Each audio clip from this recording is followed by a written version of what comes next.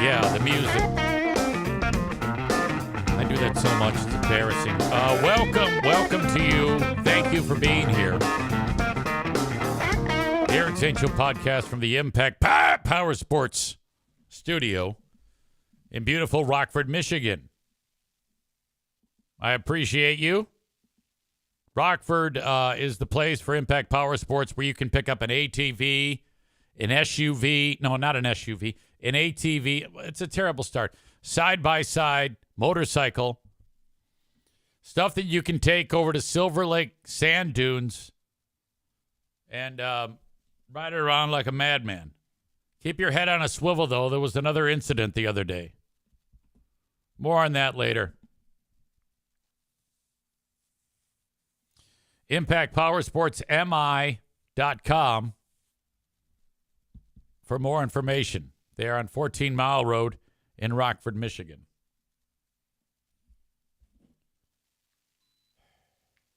I have lots of directions that I could go today,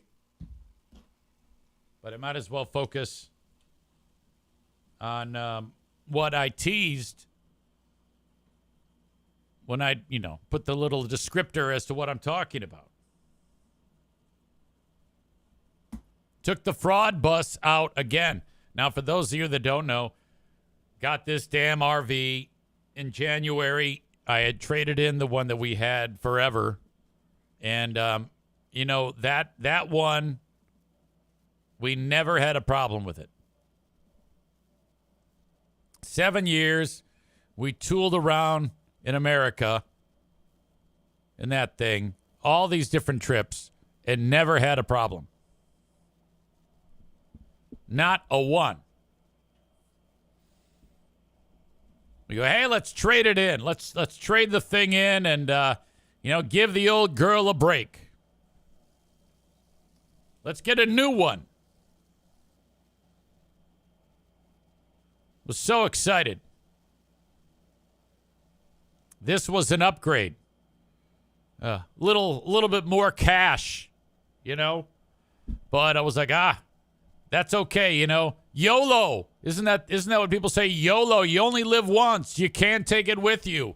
Which frankly, I love that type of outlook. YOLO. We're gonna ride in style to some beautiful locations and destinations. We're gonna go up north to Grayling. We're gonna have so much fun getting old in the fraud bus. David says, if it was so great, why did you trade it in? Hey, I'm asking myself that right now, buddy. Why did I do that? I wish I had it back. I've had nothing but heartache with this new one. Quite literally, the first time we took it out within 50 miles, there was an issue. There has been one, maybe two times that we've taken it out and didn't have to take it back to where we got it to get more repairs. Kenny is here. He writes, YOLO is for dumb kids that never heard of Carpe Diem. Same thing. Seize the day. Seize the day.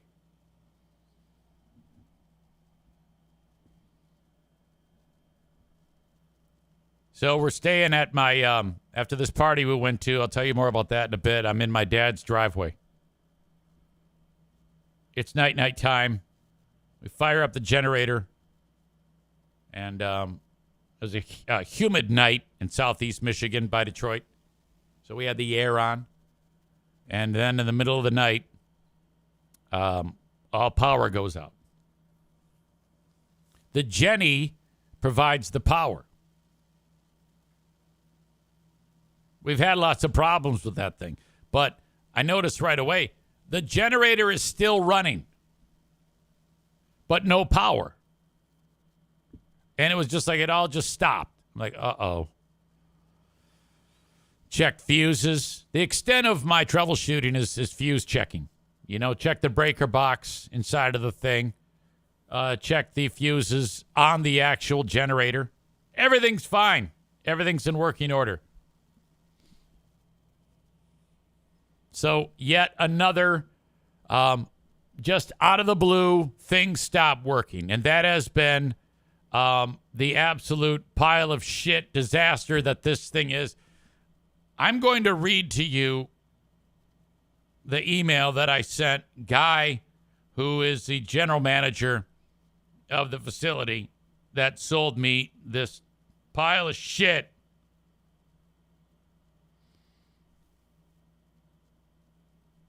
At least I think I am.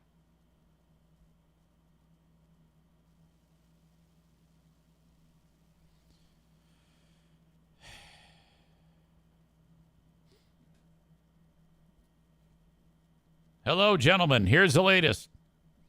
I took the Lemon to Detroit. During the overnight, power went out. Generator continued to run, but no power. Outlets didn't work. AC shut off. No power to the microwave. I plugged into the house where I was parked at. Then the microwave worked. I reset all the breakers in the coach and on the generator. That did not work. So in a nutshell, generator runs fine, but no power coming into coach.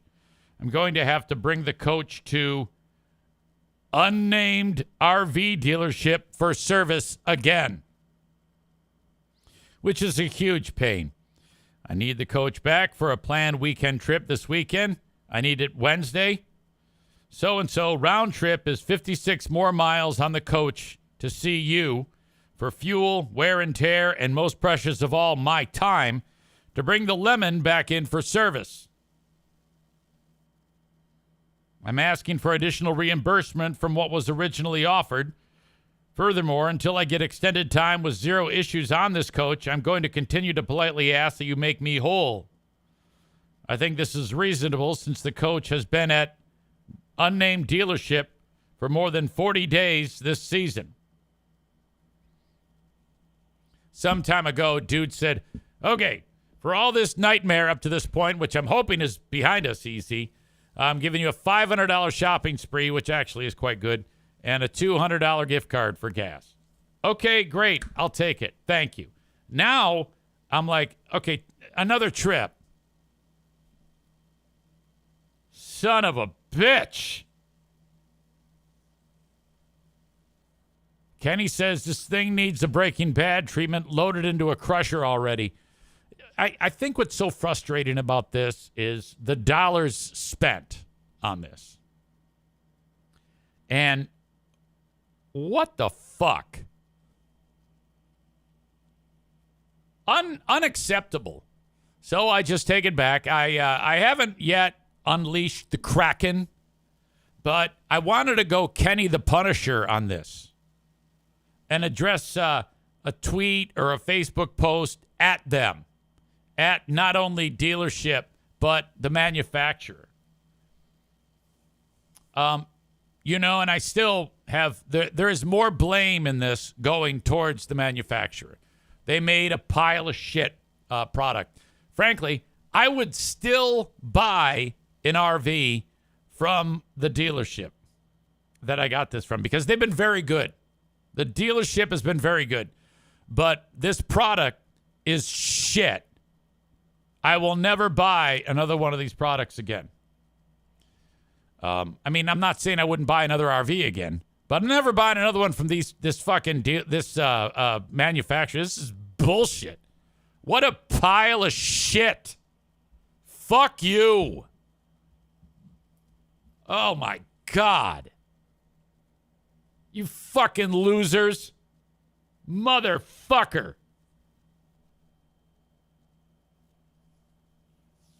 Linda says the dealership shouldn't be knowingly selling shit products. I think they think that this is like an anomaly. You're right. I probably shouldn't give them benefit of the doubt anymore. If you are selling shit products, you should stop selling shit products. That's what this is. Kenny with a great point that the manufacturer obviously does not have a ton of Mexicans working for them. Right. Because it would be made appropriately.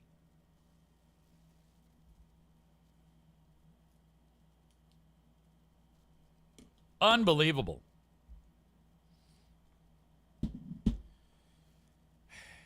I had the weirdest interaction ever this weekend, and I was at, this is with Charity Scam Mike, my beloved niece, Chloe, and her husband, Nick, got married. I married them last weekend. This weekend, they had a larger party for more people. All right? And they had it at Mike's buddy's house, who has an enormous mansion. You wouldn't believe the size of this house. And so that's where we're having the reception. It's fantastic. It was absolutely great. Really, really swanky affair. Which, by the way, before I get into the story, that's where I took the fraud bus. First, we took it there, and then we drove it to my dad's house 10 miles from this location, and that's where all the incident went down. But at that party, I pull in, and I'm like, this is a really, really nice part of town. And it's kind of like farmland, but a lot of big houses. Like, this was all farmland, and then some farmers sold it all off parcel by parcel to people who built massive houses. So I pull in, and right next door to the house that we're at, I see another mansion. And I'm like, what the fuck? Holy shit. And I go to Charity Scam Mike. I go, boy, this is awesome. Because, yeah, you know who lives in that house? I go, no. He says, that is the home of the daughter of the most successful rap act in history. I go, what? Run DMC? He goes, no, you asshole, not Run DMC. Everybody knows who the most successful rap act in history is. See if you in the chat can figure out who he is referring to. Ben says NWA. The owner of that home where I was staying was Haley Mathers. So I'm like, what? Yeah, she's had that home. She bought it, and then she lives there with her husband. She got married like 6 months ago. I go, yeah, I know. I remember hearing about the wedding. And Eminem's daughter owns the house. I go, wow. So I'm talking to the guy who lives next door. I go, so how long have you lived here? He goes, oh, years. I go, do you know those people? He goes, yep. They're good neighbors. I go, oh, what's it like living, He goes, well, Eminem is very, very private. And one of the things he told me about Eminem that I did not know is that he does not spend money at all. Like one time my neighbor was there mowing his lawn, and he says that an Escalade comes pulling up, and it's like the first year the Escalade was ever made. It's this old, beat-up, two-tone Escalade, and that's his car. The guy's worth hundreds of millions of dollars. And he just gets out. He's always got his hoodie on, his backpack, kind of like reclusive. And the guy who lives there, he says he has a chili cook-off every year. And Eminem's daughter and her husband would come over and, like, be part of the chili cook-off. It's like a neighborhood thing. I'm like, that is so cool. So I'm there walking the dogs, and sure enough, she comes out of the house, jumps in a Range Rover, and drives off down the road. I was like, oh, my God, that's his daughter right there. I guess she's smart as a whip. From what I'm understanding, she was like a very bright student and graduated with honors from Michigan State, who, again, had a horrible weekend for football. You know what's really a bummer?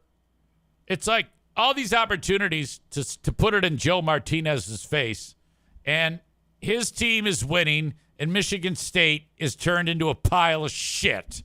All of that hope out the window. You know, it's very difficult to beat him up when he continues to be right. really annoying because Michigan won again. Michigan State got murdered just like he said was going to happen. So I don't know. Enough. We don't have a leg to stand on when it comes to Joe Martinez. God damn it. Fucking horrible. Today's weird for your old pal EZ because I'm having a medical issue as we speak. Tooth pain. Oh, no. Right here. This one right there. And I don't let these things fester. I put a call into Dr. Lee. I said, look, big fella, I'm coming in. 2:15. Gonna go see Dr. Lee, which it's crazy because when I moved here, his dad was my dentist, and then Dr. Lee was my dentist, and now his son, Jake, is my dentist. All right. Now at this party, the weirdest thing happened. You know how I am with names. You know how I am with remembering people I know, but apparently I know a lot of people there. And so I'm doing my best. And a lot of the conversations are like, oh, hey, Eric. And I'm like, no idea. I don't remember who you are. And I get into a conversation with this nice lady named Kim. She goes, you don't remember me, do you? And I go, I'm sorry. And then now not only did I not remember her, but I didn't remember something that I should have remembered. It's one thing to not remember an individual person. But she said to me, she goes, oh, yeah. You introduced me to Chris Cornell. And I go, I did? Yes. I go, you mean the Chris Cornell? Like the late Chris Cornell? She goes, yeah. I go, I don't know Chris Cornell. She goes, you introduced me to him. I go, how? What are you talking about? I guess when I was working at a radio station in Detroit, he was doing some concert or some shit. And we had like a meet and greet. The radio station was inviting listeners. And my stepsister / sister, Elizabeth, and this chick, she said, hey, Eric, can you get us backstage? And I guess I said, yeah, meet me, so-and-so, so-and-so. I gathered them. We walked backstage. Chris Cornell was hanging out. I guess I had already spoken to him or some shit. And I said, hey, Chris. And he said, hey. And I said, this is my sister and her pal, Kim. Them, Chris, them. Handshake. Oh, the one chick starts fawning all over. I don't remember a fucking bit of this. I'm like, you've got to be mixing me up with someone else. She goes, no, come on now. And then my stepsister goes, yeah, you don't remember? I go, I have no clue. I have no idea what you're talking about. When she said that, I was like, I thought she was fucking lying. Piano Finger Banger says, how the fuck would you not remember meeting Chris Cornell? I don't know. Kenny says, love how you have no memory of this. That's like forgetting you met Jesus. Correct. Ugh. That's nuts. The only thing I can chalk that up to is at that time, I was probably the lowest in my life that I've been. 27, 28 years old, 1998. I had an emotional, nervous breakdown because of this radio station. And so anything that I had to do with this radio station, I it was just an awful, awful thing. And I may have just blocked it out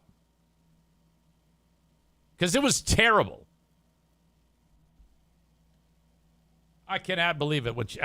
You could have knocked me over with a feather when she said, yeah, you introduced me to Chris Cornell. I'm like, I don't know Chris Cornell. What the fuck are you talking about?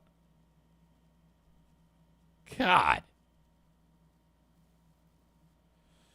Kenny says Chris Cornell was the first vocalist I ever saw live on stage because Soundgarden opened for Skid Row when I was 14. I would have loved to have met him.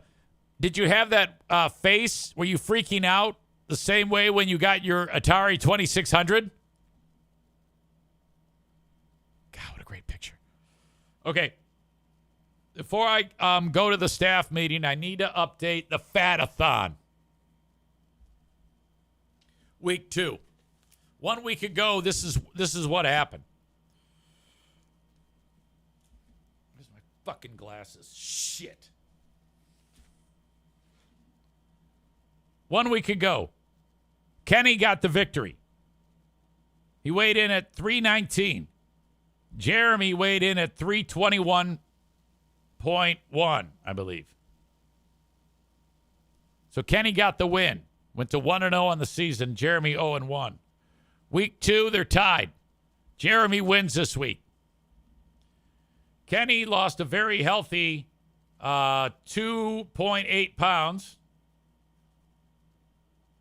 He's down to 316.2. Jeremy shed 7.2 pounds in the last week.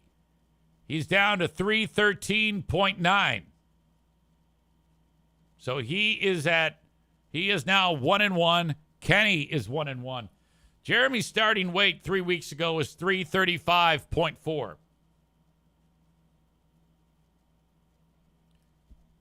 So that's over 22 pounds that he's lost in 3 weeks.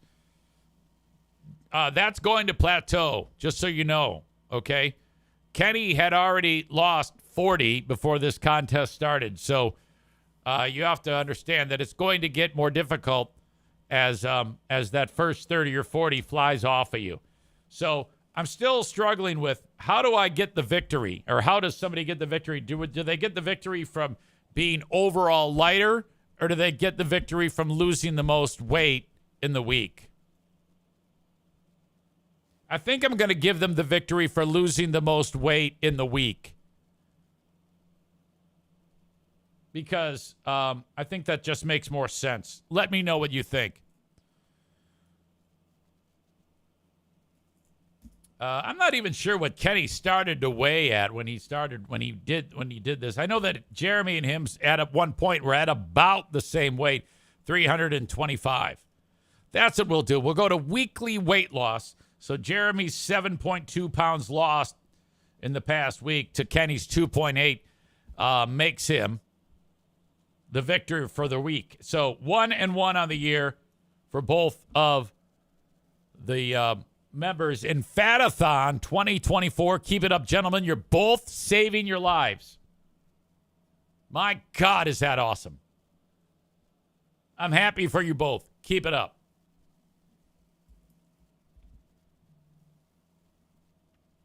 Thank you, as always, to Frank Fuss from MyPolicyShop.com.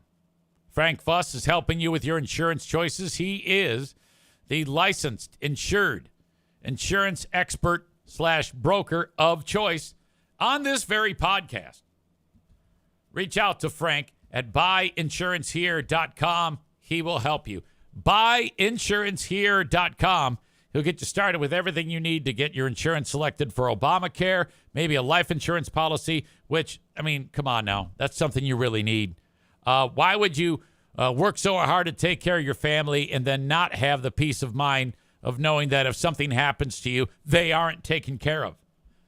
You can get into a life insurance policy worth hundreds of thousands of dollars for not that much every month. Find out more information at buyinsurancehere.com. That's buyinsurancehere.com. Irvine's Auto Repair, Grand Rapids Hybrid and EV. They are located in Grand Rapids, Michigan, just a few blocks east of 131. Take your car there, your hybrid, your EV. Their techs are second to none. the car dealerships take the cars that they struggle with to Irvine's. But don't just take the word of your favorite podcaster. Take the word of the customers. Go to their website, ervines.com, and take a look at all of the Google reviews that they display prominently. 616-532-6600 or online at ervines.com. That's ervines.com. Also in West Michigan, at one point, you are going to need somebody who is an expert at tree care, either removing a tree, tree pruning, land clearing, storm cleanup, stump grinding, or assessing the risk of your trees, whether or not they're sick or if they're in jeopardy of something bad happening. You need to call on the experts at Kuiper Tree Care. They are found online at kuipertreecare.com. Kuiper, kuipertreecare.com. That's all that they do there, and they want to help you. 3 certified arborists to take care of you. 616-828-8225. That is 616-828-8225 for Kuiper Tree Care. I'll be back with the rest of this show after the Q100 staff meeting. It's going to be a good one. I don't know. Till then, I will talk to you a little later on. Have a good one, folks. Have a good one.